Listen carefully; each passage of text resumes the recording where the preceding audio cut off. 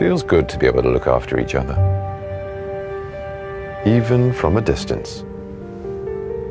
Turning on AC. MG Hector. It's a human thing.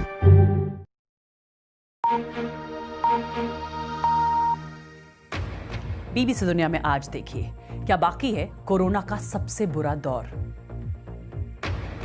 दुनिया भर में कोरोना मरीजों की संख्या 1 करोड़ 8 लाख के पार, लेकिन WHO की चेतावनी, अभी कोरोना का सबसे बुरा दौर आना बाकी। क्या कई देशों में पाबंदियों में ढील देना पड़ रहा है भारी। स्वागत है आपका बीबीसी दुनिया में, मैं हूं सारिका सिंह। कवर स्टोरी में कोरोना को लेकर WHO की चेतावनी पर होगी बात, लेकिन पहले हेडलाइंस। भारत में रिकॉर्ड स्तर पर बढ़ रहे हैं कोरोना वायरस के मामले। पहली बार 24 घंटे में सामने आए 20,000 से ज्यादा संक्रमण के मामले। संक्रमण की मौजूदा दर यही रही तो जल्द ही रूस को पीछे छोड़ तीसरे नंबर पर जा सकता है भारत। 15 अगस्त तक भारत की पहली कोरोना वैक्सीन लॉन्च करने की भी तैयारी। अमेरिका में 50 में से 37 राज्यों में तेजी से बढ़ रहे हैं संक्रमण के मामले। पिछले 24 घंटों में आए रिकॉर्ड 54,000 मामले। ब्रिटेन कर रहा है फ्रांस, जर्मनी समेत 1 दर्जन देशों से आए लोगों को क्वारंटीन से ढील देने की तैयारी। विस्तारवाद ने ही मानवता का सबसे ज्यादा हित किया। चीन के साथ तनाव के बीच लेह पहुंचकर जवानों को संबोधित किया प्रधानमंत्री नरेंद्र मोदी ने। चीन का नाम लिए बिना दिया विस्तारवाद के खिलाफ संदेश। पाकिस्तान की राजधानी इस्लामाबाद में एक हिंदू मंदिर के निर्माण को लेकर खड़ा हुआ विवाद। चीन ने जेंग यांगजियोंग को हांगकांग में नियुक्त किया अपना नया सुरक्षा प्रमुख। कट्टर छवि वाले जेंग यांगजियोंग प्रदर्शनकारियों से सख्त तरीके से निपटने के लिए जाने जाते हैं। इनमें से कुछ अहम खबरों की चर्चा आज होगी बीबीसी दुनिया में।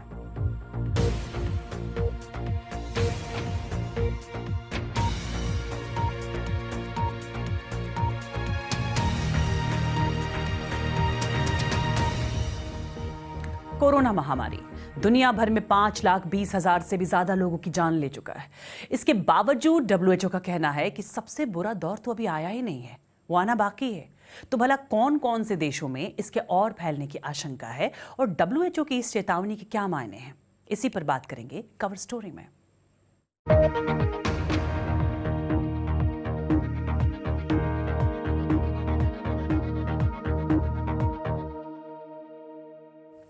विश्व स्वास्थ्य संगठन ने चेतावनी दी है कि कोरोना वायरस अभी खत्म होने से कोसों दूर है और सबसे बुरे हालात का सामना करना अभी भी बाकी है। WHO महानिदेशक ने कहा कि कुछ देशों में हालात सुधरने के बावजूद महामारी अब भी तेजी से फैल रही है और जैसे जैसे पाबंदियां घटाई जा रही हैं, संक्रमण की सेकेंड वेव देखी जा रही है। दुनिया में कोरोना वायरस के मरीजों की संख्या 1 करोड़ 8 लाख के पार जा चुकी है। 5,20,000 से ज्यादा लोग जान गंवा चुके हैं। तो किस किस देश में ये वायरस सबसे तेजी से फैल रहा है? दुनिया भर में प्रार्थना हो रही है।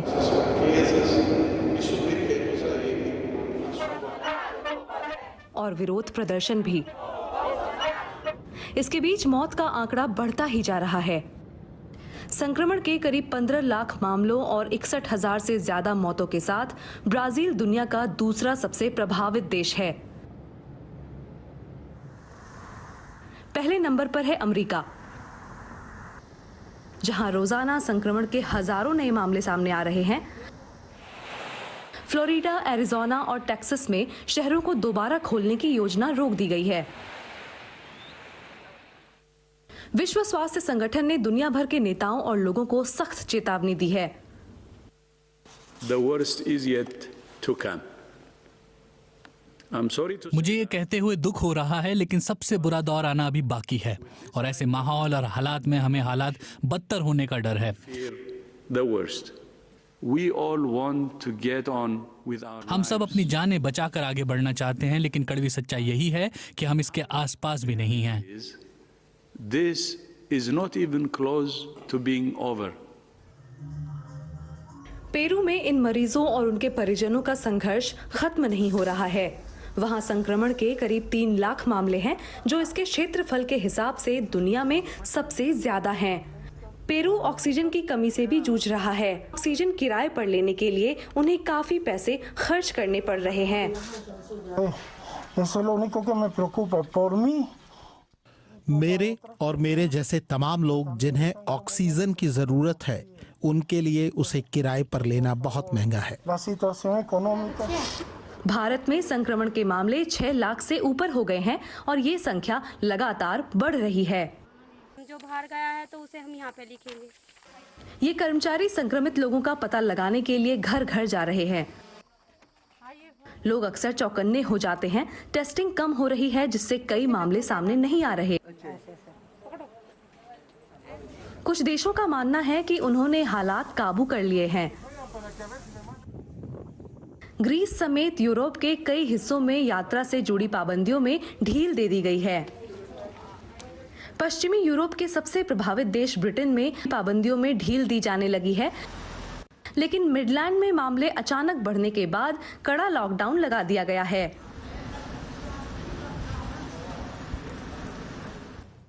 WHO का कहना है कि संक्रमण रोकने के लिए हमें अंतर्राष्ट्रीय समन्वय को और बेहतर बनाना होगा। उसके मुताबिक आम लोगों की मदद से संक्रमण रोका जा सकता है। लोग आपस में दूरी रखें, नियमित अंतराल पर हाथ धोते रहें। स्वास्थ्य अधिकारी जोर दे रहे हैं कि अभी सब्र खोने का समय नहीं है, क्योंकि आगे सफर लंबा है। 4 जुलाई को अमेरिका में जश्न मनाया जाता है, लेकिन इस बार इस पर कोरोना वायरस का साया है। इस दिन वहां स्वतंत्रता दिवस मनाया जाता है, लेकिन इस बार पाबंदियों के साथ वहां पर जश्न मनाया जाएगा। वहां कई बीचेस को बंद कर दिया गया है, साथ ही किसी भी तरह की आतिशबाजी पर भी रोक लगा दी गई है। टेक्सास के गवर्नर ग्रेग अबॉट ने सार्वजनिक जगहों पर लोगों के मास्क पहनने की हिदायत दी है। वहां एक ही दिन में 8,000 से ज्यादा केस सामने आए हैं। टेक्सास अमेरिका के उन राज्यों में से एक है जिन्होंने सबसे पहले लॉकडाउन हटाया। ग्रेग अबॉट ने तब उम्मीद जताई थी कि राज्य की अर्थव्यवस्था इससे पटरी पर लौटेगी। जॉन हॉपकिंस यूनिवर्सिटी के मुताबिक पिछले 24 घंटों में अमेरिका में 54,000 से ज्यादा नए मामले आए हैं, जो अपने आप में एक रिकॉर्ड है। 4 जुलाई को अमेरिका की आजादी के दिन आमतौर पर न्यूयॉर्क में सैलानियों की चहल पहल रहती है, लेकिन कोरोना ने यहां पर्यटन का रंग बिगाड़ दिया है। टूरिस्ट भी अब घरों में बंद हैं। देखिए रिपोर्ट। समंदर से स्टैच्यू ऑफ लिबर्टी का नजारा शानदार होता है। हार्बर क्रूज से इसे देखने में भी कोई रुकावट नहीं है। न्यूयॉर्क में सैलानी बेहद कम है। महामारी का केंद्र होने की वजह से पर्यटक यहाँ नहीं आ रहे और शहर को रोजाना लाखों डॉलर का नुकसान हो रहा है। रायन फेंडर मैनहट्टन के बाउरी में एक होटल के मैनेजर हैं। अमेरिकी पर्यटकों ने कमरे बुक करने तो शुरू कर दिए हैं। रायन इस शीशे के पीछे से मेहमानों के स्वागत का तरीका तलाश रहे हैं। हॉस्पिटैलिटी उद्योग रिश्तों पर निर्भर करता है। मास्क पहनकर मुस्कुराने में वो गर्मजोशी नजर नहीं आती। अपनी भावना को आप सिर्फ आंखों से कैसे जाहिर कर सकते हैं। हमारे सभी साथी काम पर लौट रहे हैं और हम इसी बारे में बातें करते हैं। लेकिन नोमा डबोव्स्की जैसे स्टाफ को सुरक्षित महसूस करवाना चुनौती है। नौकरी जाने के बाद वो एक फूड बैंक में अपनी सेवाएं दे रही हैं। नोमा का यूनियन सुरक्षित रहने पर जोर दे रहा है, लेकिन वो होटल के काम पर लौटने को लेकर दुविधा में है, क्योंकि वहाँ गेस्ट ज्यादा होते हैं। एक आम दिन में आने और जाने वाले गेस्ट मिलाकर 300 से ज्यादा लोग होते हैं। आपको जुलाई में काम पर लौटने की कितनी उम्मीद है? मुझे नहीं पता। मैं नहीं जानती कि ट्रेन से मैनहट्टन तक आने पर कैसा लगेगा। मैं तो इंतजार कर रही हूँ। मैं देखूंगी कि क्या महसूस करती हूँ। न्यूयॉर्क पर्यटन के लिए दुनिया की सबसे मशहूर जगहों में से एक है। आमतौर पर यहाँ हर साल 6 करोड़ लोग घूमने आते हैं और ये साफ नहीं है कि हालात कब तक सामान्य होंगे। जोनाथन बाउल्स न्यूयॉर्क की इकोनॉमी पर काम करने वाला एक थिंक टैंक चलाते हैं। क्वींस के इस पार्क में 1964 में वर्ल्ड फेयर आयोजित हुआ था। वे कहते हैं कि इस शहर में गजब की क्षमता है। हमें लोगों को ये दिखाना होगा कि ये शहर किसी भी आपदा से निपट सकता है, ताकि लोग खुद को इस महामारी से सुरक्षित महसूस कर सकें। 9/11 के हमले के बाद दुनिया भर के लोगों में न्यूयॉर्क आने को लेकर एक डर था कि कहीं यहाँ दोबारा आतंकी हमला ना हो जाए, लेकिन इस शहर ने लोगों को सुरक्षित महसूस कराने के लिए कई कदम उठाए। सवाल ये है कि ऐसा क्या किया जाए जिससे मैनहट्टन दोबारा डॉलर लुटाने वाले पर्यटकों से भर जाए। कोरोना की वैक्सीन शायद ये भरोसा जगा सकती है। शायद अगले साल 4 जुलाई को न्यूयॉर्क की रौनक लौटे और ये सैलानियों से गुलजार हो जाए। और वक्त एक ब्रेक का है। ब्रेक के बाद दिखाएंगे ले पहुंचे प्रधानमंत्री नरेंद्र मोदी ने चीन का नाम लिए बिना क्या दिया संदेश। और एक्सपर्ट्स क्यों दे रहे हैं 5G को लेकर सतर्क रहने की सलाह, जानेंगे एक ब्रेक के बाद।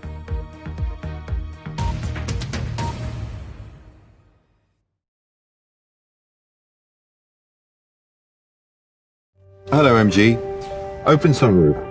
Pardon? When's the last time anyone said that to you? Please open sunroof. MG Hector. It's a human thing. आप देख रहे हैं बीबीसी दुनिया, मैं हूं सारिका सिंह। भारत चीन तनाव के बीच प्रधानमंत्री नरेंद्र मोदी आज सुबह अचानक लेह पहुंचे और वहां सीमा पर तैनात सेना के जवानों को संबोधित किया, उनकी हौसला अफजाई की। उन्होंने चीन का नाम तो नहीं लिया, लेकिन कहा कि विस्तारवाद का दौर अब खत्म हो चुका है। विस्तारवाद ने ही मानवता का सबसे ज्यादा हित किया, मानवता को विनाश करने का प्रयास किया। विस्तारवाद की जीत जब किसी पर सवार हुई है, उसने हमेशा विश्व शांति के सामने खतरा पैदा किया है। और साथियों, ये न भूले, इतिहास गवाह है कि ऐसी ताकतें मिट गई हैं या मुड़ने के लिए मजबूर हो गई है। इस पर चीन ने भी अपनी प्रतिक्रिया दी है। चीन के विदेश मंत्रालय के प्रवक्ता ने कहा है कि इस समय किसी भी पक्ष को ऐसा कोई काम नहीं करना चाहिए जिससे कि दोनों देशों के बीच और तनाव बढ़े। और 15 और 16 जून की दरमियानी रात गलवान में भारत चीन के बीच हिंसक झड़प हुई, जिसमें भारत के 20 जवान मारे गए। फिर 29 जून को भारत ने सीमा विवाद का जिक्र किए बिना 59 चीनी ऐप्स को बंद कर दिया। क्या इस विवाद में भारतीय खुफिया एजेंसियों की समीक्षा की जरूरत है? यही सवाल पूछा बीबीसी संवाददाता जुगल पुरोहित ने retired lieutenant general as Bedi से, जो मार्च 2020 तक डिफेंस इंटेलिजेंस एजेंसी के प्रमुख थे। सुनिए उन्होंने क्या कहा। डेफिनेटली इसके ऊपर स्टडी होना चाहिए और हमें, बिकॉज ये सिर्फ इस इंसिडेंट की जानकारी के लिए ही इम्पॉर्टेंट नहीं है, बट आगे समय में भी हमारे को अपने सिस्टम के अंदर इम्प्रूवमेंट लाने के लिए भी बहुत इम्पॉर्टेंट है। प्योरली मिलिट्री के अंदर ये रिव्यू कोई मायने नहीं रखेगा। ये जो रिव्यू है, जैसे हमने पिछली बार कारगिल के समय में ये रिव्यू किया था, जिसके अंदर टास्क फोर्स बन के सारी एजेंसीज की जो कार्रवाई थी उसके ऊपर जो है प्रॉपर स्टडी की गई थी, उसी मुताबिक ये रिव्यू पूरा होलसम होना चाहिए और नॉट ओनली डिफेंस एक कारगिल रिव्यू जैसा हमारा एक बेंचमार्क होना चाहिए, उस स्तर पे हमें बात करनी चाहिए और सिस्टम को ओवरऑल और उस तरह से ट्यून करने की जरूरत होनी चाहिए। डेफिनेटली।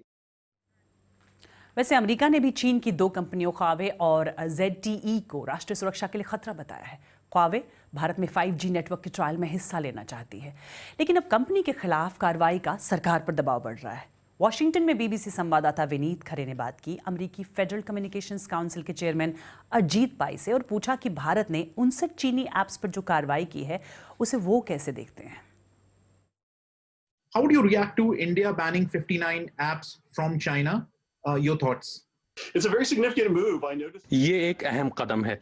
मैंने देखा कि 2 दिन पहले ये आदेश दिया गया और ये दर्शाता है कि भारत में, दक्षिण एशिया में, पूरी दुनिया में चीन की टेक कंपनियों को लेकर, जिन पर चीन की कम्युनिस्ट पार्टी का असर है, चिंता बढ़ रही है।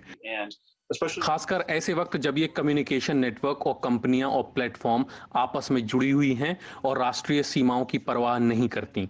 ये सभी के लिए खतरा है। भारत सरकार के लिए खतरा है, भारत के लोगों के लिए ये खतरा है। ये प्रतिबंध आगे कैसे बढ़ता है इसे हम बहुत गौर से देखेंगे और हम ऐसे विषयों पर भविष्य में साथ काम करना चाहेंगे। What would you tell countries like India on allowing these 2 companies for 5G trials?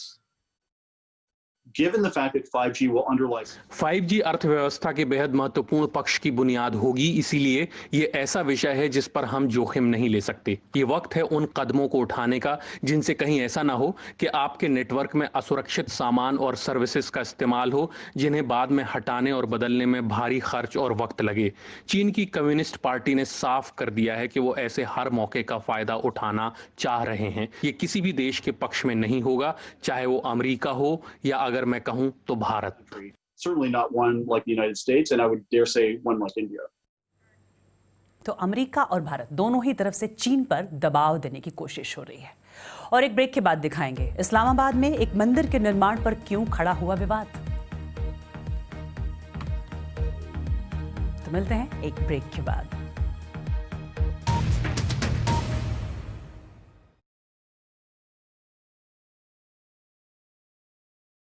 नमस्कार, मैं हूं अमिताभ बच्चन। देखिए, हम सब मिलकर नोवल कोरोना वायरस या कोविड-19 को फैलने से रोक सकते हैं। इसके लिए हमें बचाव के कुछ तरीके अपनाने होंगे। खांसते या छींकते समय हमेशा अपने मुंह को रुमाल से या टिश्यू से ढकें। इस्तेमाल किए हुए टिश्यू को तुरंत ढक्कनदार कचरे के डब्बे में डाल दें। अपनी आंख, नाक और मुंह को हाथ से न छुएं। आप अपने हाथों को समय समय पर साबुन और पानी से लगभग 20 सेकंड तक धोएं। भीड़ भाड़ वाली जगह पर जाने से बचें। अगर आपको खांसी, बुखार या सांस लेने में तकलीफ हो रही है तो आप दूसरों से दूरी बनाए रखें। ऐसे लक्षण दिखने पर तुरंत अपने डॉक्टर से सलाह लें। अस्पताल में आप अपने मुंह पर मास्क या रुमाल जरूर रखें। अधिक जानकारी के लिए स्वास्थ्य एवं परिवार कल्याण मंत्रालय की एक हेल्पलाइन है 011-239-78046। अपनी सुरक्षा के लिए हमारी मदद कीजिए। आप देख रहे हैं बीबीसी दुनिया, मैं हूं सारिका सिंह। पाकिस्तान की राजधानी इस्लामाबाद में पहला हिंदू मंदिर बनाया जा रहा है। इसके लिए जमीन भी मिल गई थी, लेकिन फिर इसका विरोध शुरू हो गया। इस मंदिर के खिलाफ एक फतवा भी जारी किया गया और मंदिर का निर्माण का काम रुकवाने के लिए कोर्ट में एक अपील भी दायर की गई। देखिए पाकिस्तान से बीबीसी संवाददाता शुमाइला जाफरी की रिपोर्ट। ये पाकिस्तान की कैपिटल इस्लामाबाद में पहले हिंदू मंदिर की कंस्ट्रक्शन साइट है। पाकिस्तान की सरकार ने मंदिर के लिए तकरीबन 4 किनाल ज़मीन अलॉट की है।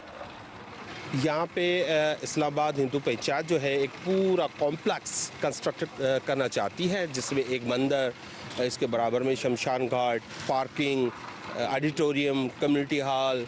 कुछ लोग नया मंदिर बनाने की मुखालफत भी कर रहे हैं। इस्लामाबाद के एक वकील ने हाई कोर्ट में मंदिर की तामीर रोकने के लिए दरख्वास्त दी है। वकील को एतराज़ है कि शहर के मास्टर प्लान में ये प्लॉट मंदिर के लिए नहीं था और सरकार मास्टर प्लान की खिलाफ वर्जी कर रही है। अदालत ने मंसूबे पर स्टे ऑर्डर जारी नहीं किया, लेकिन कैपिटल डेवलपमेंट अथॉरिटी के अफसरों को तलब किया है। इमरान खान कहते हैं कि उनकी सरकार के लिए माइनॉरिटीज़ के हक भी मुसलमानों के जैसे हैं, लेकिन इमरान खान के एक कोएलिशन पार्टनर ने भी नया मंदिर बनाने की मुखालफत की है। पाकिस्तान जो इस्लाम के नाम पर वजूद में आया था और इसके दारुल हुकूमत इस्लामाबाद में नया मंदिर बनाना न सिर्फ इस्लाम की रूह के खिलाफ है, बल्कि ये रियासत मदीना की भी तौहीन है। हिंदू कम्युनिटी इस रिएक्शन पर गुस्से में है। तो यहाँ इस्लामाबाद में अगर मंदिर खुल गया तो जो है हमारे मुसलमान भाइयों को कोई एतराज़ नहीं होना चाहिए। इस्लामाबाद में कृष्णा मंदिर की तामीर के मंसूबे की सिंबॉलिक वैल्यू अपनी जगह है, लेकिन पिछले कुछ साल में पाकिस्तान की सरकार ने मुल्क भर में माइनॉरिटीज़ के रिलीजियस हेरिटेज को रिस्टोर करने के लिए भी अरबों रुपया खर्च किया है। और ये हैं स्लेटी रंग के खास प्रजाति के भेड़िए। 70 के दशक में इनकी प्रजाति लगभग विलुप्त हो गई थी, पर अब अच्छी खबर आई है मेक्सिको से, जहां इन भेड़ियों के 8 बच्चों का जन्म हुआ है। और कुछ इस तरह ये भेड़िए के बच्चे खेल और मस्ती में जुड़े।